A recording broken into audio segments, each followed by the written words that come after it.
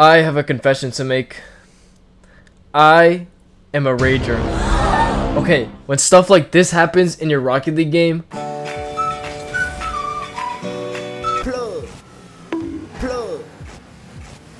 it is humanly impossible to not get angry. I've been playing this game for probably 6 years now, and even to this day, I get upset at this game. But because I've been playing this game for so long, there are strategies that I picked up over my time playing that actually help me to not rage, most of the time. So I'm going to share with you the 3-step process that I use to stop raging, and that will hopefully help you stop raging too. The first step is acceptance of the rank you are in. You are put in this rank because you are good enough to be in that rank and also bad enough to be in that rank.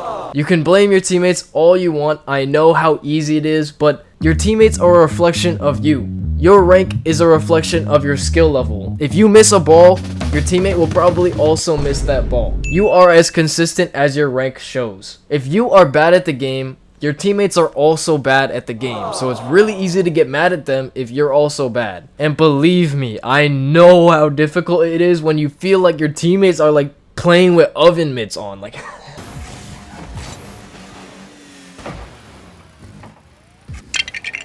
but there are also equally as many times that you also play bad, which can also cause you to rage too, so... Now, you might find that as you're ranking up and going through the ranks, you slowly start to see your teammates and your opponents becoming more and more toxic. I like to call this the spectrum of toxicity. Now, this goes with accepting the rank you're in, but you'll find that there's sort of like a skill curve of toxicity. When you're bronze, you don't really experience much because they probably don't even know how to use the chat feature. But once you get up into silver, gold, platinum, you start to see some more and more toxicity.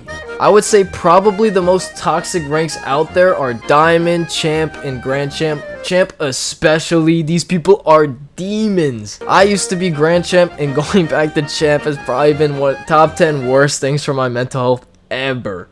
I'm raging thinking about it. But this is what the video is for.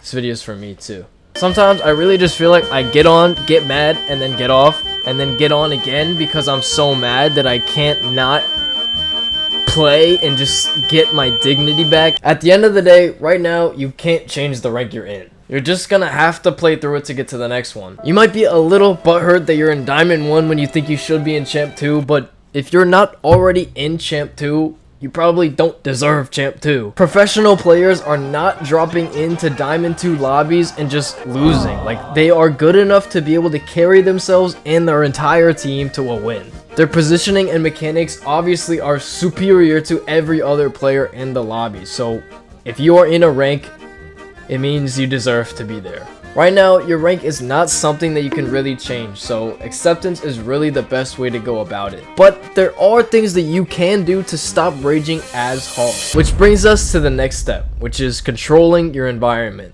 If you got your little brother sitting next to you asking for a turn on the Xbox, or saying that you suck, or your girlfriend is asking you if you would still love her if she was a worm, and you're losing on the game 3-0, it's over for you. It's over. It's done. Your environment is your sanctuary, so you need to control it as much as possible. If you have outside distractions, it's pretty hard not to get angry because it's harder to focus on the actual game, and you got these people just talking to you, or these, I don't even know, outside factors. It's just not conducive to a good playing experience, really. Now, it's not just about controlling your environment outside the game, but also inside the game. I know for me, if my opponent or a teammate says one thing in chat, like literally just types one thing, I will get unfathomably angry. Like, they took the time out of their precious game time. Rocket League is only 5 minutes long, and they decided to type on the keyboard while the game is going on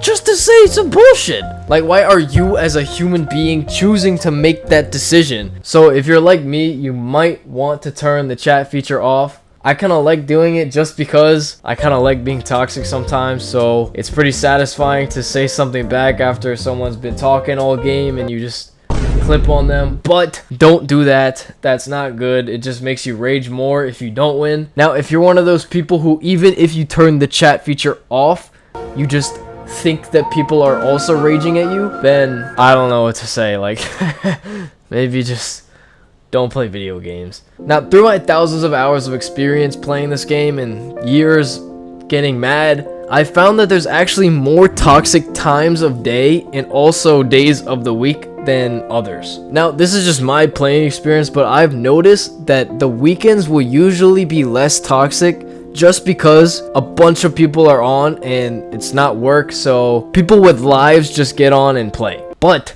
for weekdays, if you're playing during normal school hours or normal work hours, you will probably encounter the most toxic people on planet Earth. These are people who don't have jobs, aren't going to school, they're choosing to play Rocket League, so they really have nothing better to do than to just ruin your gaming experience. However, I will also say that sometimes it can get really toxic around the 5 p.m. to maybe 7 p.m. mark, simply because people are coming off of work and maybe their boss is really annoying, maybe their teachers suck, they just got back from failing a bad test, and then they just get on and freaking rage and ruin your game. So basically what I'm trying to say is, if you play during the weekend, if at all possible, you will probably have a better experience than, say, playing at 1 p.m. on a Monday. Now, finally, if all else fails and you do get mad, the third and final step is to manage your rage. Look, it's inevitable. You are going to get angry at this game. It's a very competitive environment. A lot of players are really good. A lot of players are really bad.